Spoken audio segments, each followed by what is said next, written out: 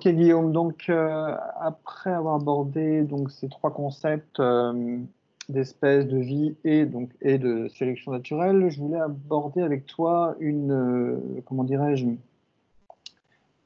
la méthode scientifique plutôt la dimension épistémologique de la science au travers de la méthode scientifique, des démarches scientifiques. Et qu'est-ce qu'on appelle une bonne démarche scientifique en gros, et qu'est-ce qu'on appelle et donc par conséquence, une bonne recherche, qu'est-ce qu'on appelle une recherche de bonne qualité. Euh, pour aborder cette question, il faut se poser surtout la question de qu'est-ce qu'on cherche à faire quand on est un scientifique? Quel est le contrat de travail en quelque sorte? Parce qu'il y a des choses que les sciences disent et il y a des choses qu'elles ne disent pas. Et donc en fait, l'entreprise collective scientifique, elle vise à caractériser et à expliquer rationnellement et collectivement le monde réel. Ces trois mots sont pas anodins. Ils sont essentiels à la définition de la science. Le monde réel, on cherche pas à expliquer un monde imaginaire. Hein, le monde réel, c'est-à-dire le monde qui, lorsqu'on appuie dessus, on peut le faire réagir. Et ça prend toutes les dimensions du monde réel, hein, des dimensions chimiques jusqu'aux dimensions sociales et psychologiques. Expliquer ce monde réel rationnellement, c'est un des exigibles, hein, on peut pas faire de faute de logique dans nos explications, et collectivement. Les scientifiques ne travaillent jamais tout seuls. Quand bien même serait-on un génie, crierait-on Eureka dans sa baignoire tout seul, si on ne publie pas ce qu'on a trouvé, eh bien, ça tombe lettre morte. Ça ne peut pas rentrer dans le champ des connaissances scientifiques accumulées.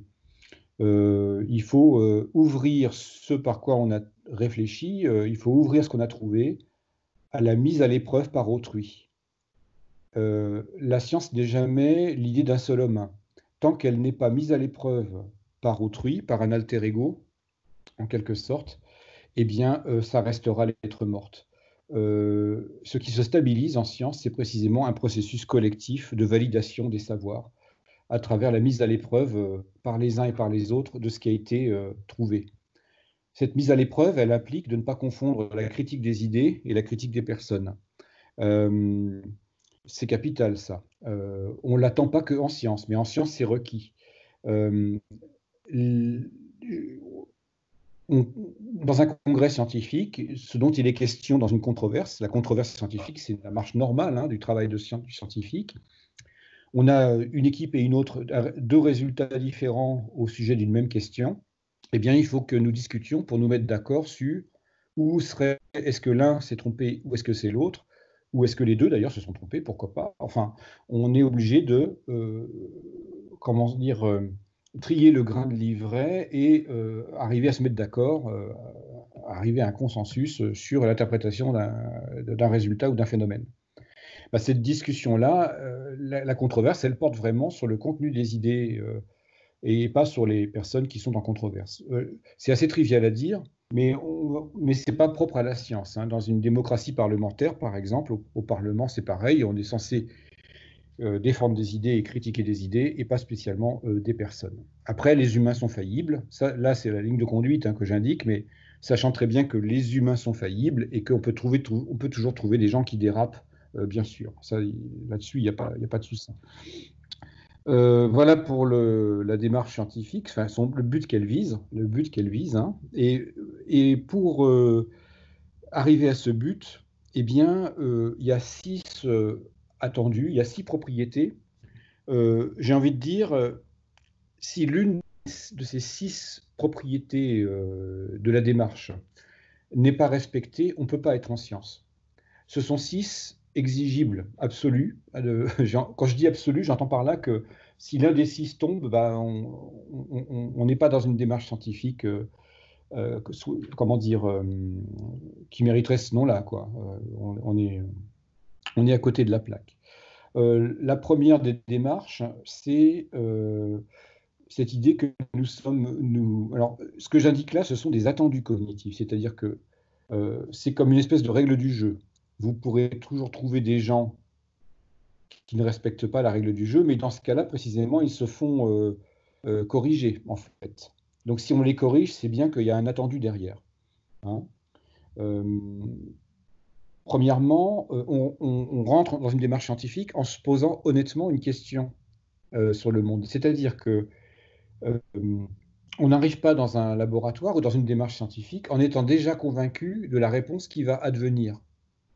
Ça, c'est ce qu'on appelle un scepticisme sur les faits. Nous sommes honnêtement mus par une question. Même si on a une idée de la réponse qui peut arriver, on peut se laisser, au cours de l'investigation, emmener vers une réponse à laquelle on ne s'attendait pas. Donc, on doit pouvoir se laisser désarçonner, on doit pouvoir se laisser surprendre vers une réponse inattendue. Et dans une carrière de scientifique, si vous interrogez des scientifiques à droite à gauche, beaucoup d'entre eux vous diront, bah oui, dans ma carrière, j'ai déjà trouvé un résultat auquel je ne m'attendais pas du tout.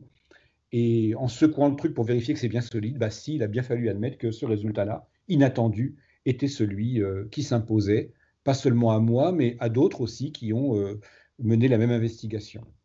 Donc, le scepticisme initial attendu, première propriété élémentaire, un étudiant qui arriverait dans mon labo et qui serait convaincu de la réponse à la question qui est posée, bah, c'est pas la peine de faire de dépenser de l'énergie et de l'argent à mener une investigation scientifique.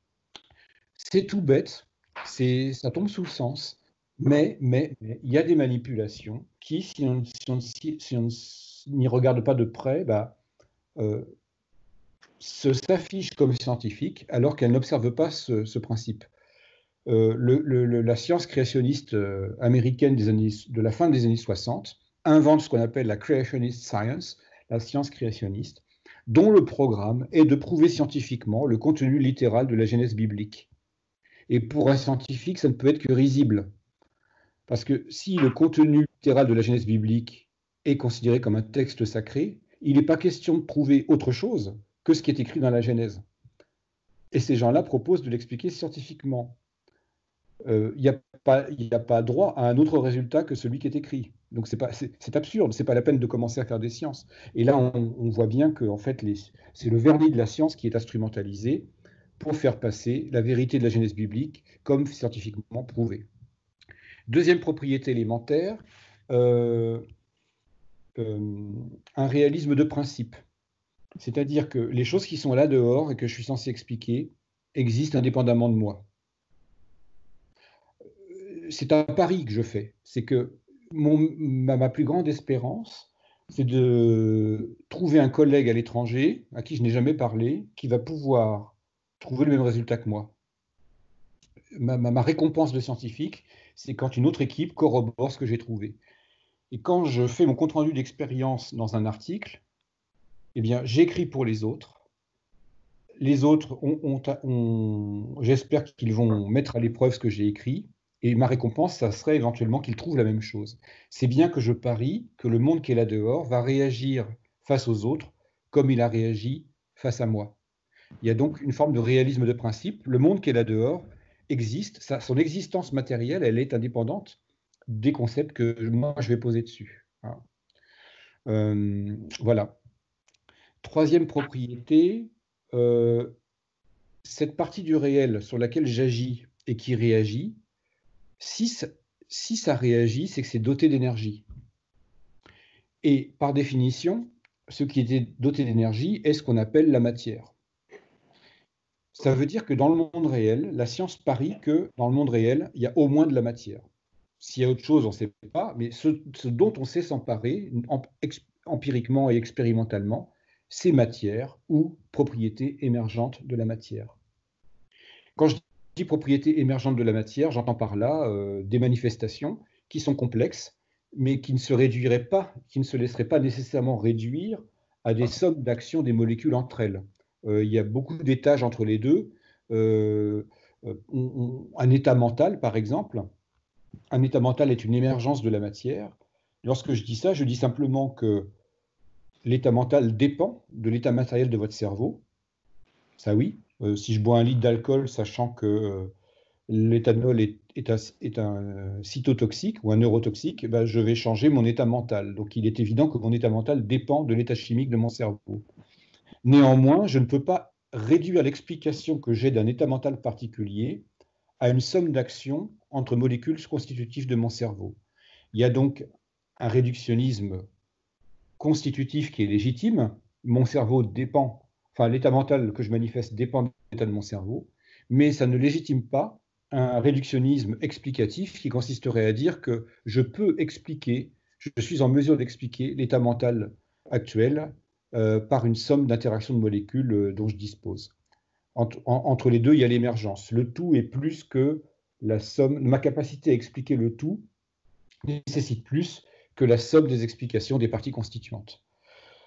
Donc ce matérialisme-là, il est qualifié de matérialisme méthodologique. Ce dont je peux m'emparer, c'est matière aux propriétés émergentes de la matière. S'il y a autre chose, je ne sais pas faire, c'est la méthode d'accès à la connaissance objective. Sachant que cette matière, elle va exister pour les autres, indépendamment de moi, et j'espère d'ailleurs que les autres vont pouvoir retrouver mon résultat. Si je me suis trompé, ça ne sera pas le cas, on en discutera. Un matérialisme méthodologique, voilà, qui n'est pas un matérialisme, comment dire, Philosophique. hégémonique, hein, les scientifiques ne disent pas tout est matière. Les scientifiques disent, dans le monde réel, il y a au moins de la matière. La question de savoir s'il y a autre chose, ça appartient à un discours philosophique qui est plus large, qui dépasse la légitimité des scientifiques.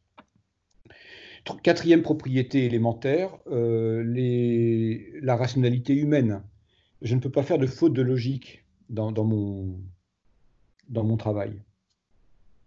C'est trivial, hein. On se ferait corriger tout de suite par les membres de son propre laboratoire. Tout à l'heure, pour revenir un petit instant au matérialisme méthodologique, quel exemple, parce que je sais que ce n'est pas facile à comprendre, quel exemple par l'absurde on pourrait faire comprendre ce prérequis-là? C'est par exemple si dans un laboratoire, vous aviez quelqu'un qui vient dans votre équipe et qui explique ce qui se passe en mobilisant les anges, étant définis a priori comme immatériels. Si les anges sont immatériels, je ne peux pas m'emparer du mécanisme d'action qui les rend responsables d'un phénomène, parce qu'ils sont immatériels, je n'arrive pas à les choper, et donc je ne peux rien en dire.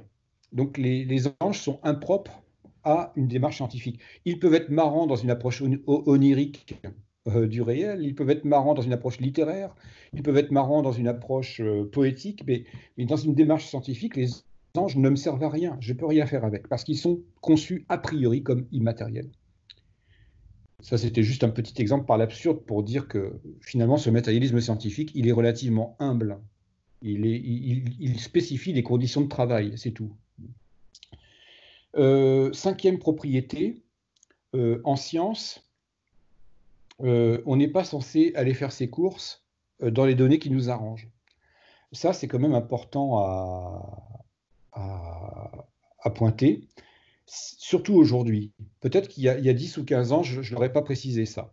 Et aujourd'hui, c'est nécessaire de le préciser parce que sur la toile, on voit des concitoyens qui se construisent un discours sur le monde réel en prenant des petits bouts de données par-ci par-là, en les agençant entre elles. Ces petits morceaux de données sont déconnectés des cadres théoriques ou des contextes de qui étaient les leurs au départ, dans le secteur où ils sont. Justement, on déconnecte pour mieux instrumentaliser, on fabrique des châteaux de sable avec des petits morceaux, tantôt de psychologie, tantôt de biologie, un petit morceau d'histoire, un petit morceau de... Et on construit quelque chose, c'est ce qu'on appelle faire ses courses, en fait.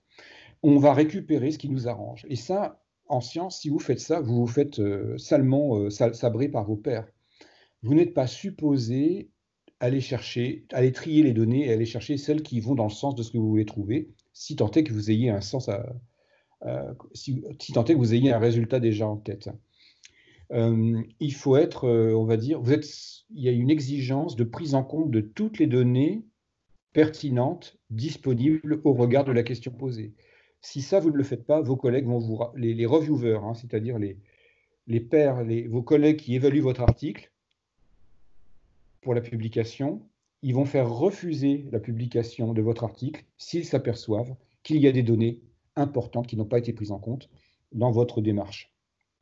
Eh bien, il y a la transparence, donc, enfin, pardon, il y a la transparence, oui, dans les sources, ce qui m'amène d'ailleurs à la dernière et sixième propriété, transparence des procédures. En science, on ne se fascine pas pour ce qui est absconce. Il faut être le plus clair possible, parce qu'on espère que d'autres vont pouvoir reproduire notre propre protocole, et donc il faut que ce protocole soit simplement clairement écrit. C'est tout bête, hein. Nous nous fascinons nous avons un plaisir esthétique pour la beauté d'une démonstration, pour la beauté d'une manip. On ne se fascine pas pour ce qui est obscur, on se fascine pour ce qui est intelligible. Et ça démarque la démarche scientifique d'une autre démarche intellectuelle qu'on appelle l'obscurantisme. L'obscurantisme, il y a le mot obscur dans le mot obscurantisme. L'obscurantisme, c'est la fascination qu'on a pour ce qui est mystérieux. Tant que ça reste mystérieux, c'est fascinant. Dès qu'on commence à l'expliquer, cette fascination va retomber pour celui qui aurait un penchant obscurantiste, bien sûr. Et alors que pour le scientifique, quand c'est mystérieux, enfin quand on ne comprend pas, c'est un stimulant. Et le plaisir, disons-le, le plaisir intellectuel, il est lorsqu'on a réussi à finalement expliquer rationnellement ce qui semblait vraiment incompréhensible au départ. J'ai envie de dire, c'est la mise en lumière qui fait plaisir aux scientifiques, c'est l'ombre qui fait plaisir à l'obscurantiste. Alors, ça a l'air une caricature ce que je dis là, mais c'est une manière pédagogique de pointer le fait que vous trouverez toujours certains de vos concitoyens qui se fascinent de ce qui est ésotérique, qui se fascinent de ce qui est mystérieux. Et quand c'est ésotérique, c'est bien parce qu'on n'y comprend rien. C'est ça l'ésotérisme, hein. C'est bien parce qu'on n'y comprend rien. Alors que pour un scientifique, c'est bien quand on comprend. Il y a 8 mètres linéaires, le facteur par lequel les livres d'ésotérisme dans les librairies surpassent le rayon du livre science. Le facteur est de 8. Il y a 8 fois plus de mètres linéaires de bouquins d'ésotérisme dans les librairies qu'il n'y a de mètres linéaires de livres de science. C'est pour vous dire à quel point le marché de l'ésotérisme est fructueux. Et l'ésotérisme, pourquoi réussit-il? Parce qu'il offre des espoirs. Il offre des espoirs, il offre des raisons à sa souffrance, il offre des raisons à son mal-être, il offre oui, on va dire, des raisons d'espérer que les sciences ne donnent pas, parce que ce n'est pas leur rôle, en fait. Le rôle des sciences, ce n'est pas de rassurer les gens, le rôle des sciences, c'est d'expliquer rationnellement et collectivement le monde réel. Et Voilà. si on fait en faisant une étude un peu sociologique, est-ce que justement ça ne doit pas nous donner encore plus de raisons de se méfier justement de toute cette science qui est mise en avant souvent au travers des médias, qui est souvent peu filtrée, ou enfin, tu comprends ce que je veux dire, quoi. Il ne faut pas mettre bon, par rapport à ce qui se passe actuellement, la chloroquine, etc. On ne va pas rentrer là dans les détails, mais la chloroquine et d'autres pseudo-connaissances, quoi. Est-ce que justement, on ne doit pas absolument à chaque fois avoir à dire attention à vérifier jusqu'à preuve du contraire, enfin, tu vois, d'avoir toujours cette vigilance, en fait, qui est difficile à avoir d'ailleurs, hein, qui est difficile à avoir, parce que oui, c'est vrai. pas dur à avoir, même.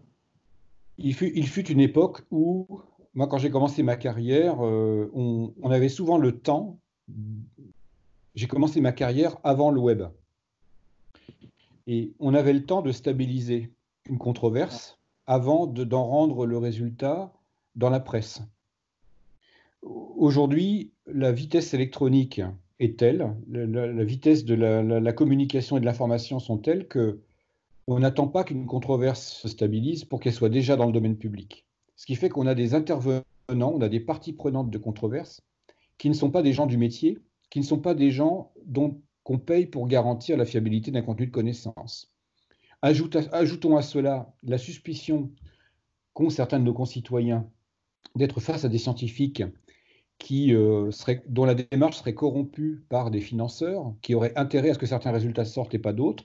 Je ne dis pas que ça n'existe pas. Je ne dis pas que ça n'existe pas, mais on ne peut pas ressortir ce plat-là réchauffé à toutes les controverses il y a un abus d'usage de l'expert corrompu ou du scientifique corrompu par ses sources de financement. Bref, cette suspicion se généralisant, finalement, tout le monde prend part au débat, ce qui, tu as raison, obscurcit le débat. Alors moi, devant une telle profusion de points de vue, de prises de position qui ne sont pas nécessairement que scientifiques, qui sont souvent l'expression d'intérêt, qui sont souvent l'expression d'idéologie, Ce que l'auteur je, appelle le marché de la connaissance. je préconiserais la fiabilité des sources. Je ne vais pas être long là-dessus, mais malgré tout, quoi qu'on dise, il y a quand même des institutions qui font partie du bras gauche de l'État, qui sont donc des institutions de redistribution de la richesse, et notamment de la richesse culturelle. Les services publics payent des gens pour garantir la fiabilité de contenu de connaissances. Donc, devant des informations, quoi qu'on dise, qui sont foisonnantes, privilégions les sceaux de confiance émis par des institutions pour lesquelles d'ailleurs on paye nos impôts. Je préfère un site de l'INSERM pour savoir quoi penser d'une question de santé publique. Je préfère un site de l'INSERM à la page Facebook de mon voisin de palier.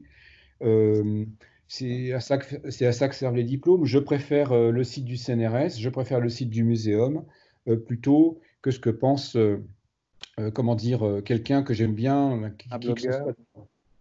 C'est pas toujours facile à mettre en place ce que je dis là, parce que les mécanismes de la confiance font partie des mécanismes de la confiance des relations de proximité. Et c'est vrai qu'un site ministériel ou un site du CNRS, ça nous semble pas proche a priori dans la vie de tous les jours. Mais malgré tout, ayons cette idée de service public et qu'il y a un service public de la connaissance qui n'est pas infaillible, je le sais bien. Encore une fois, c'est une question de principes généraux. On peut citer des exemples où les services publics ont été défaillants, bien sûr.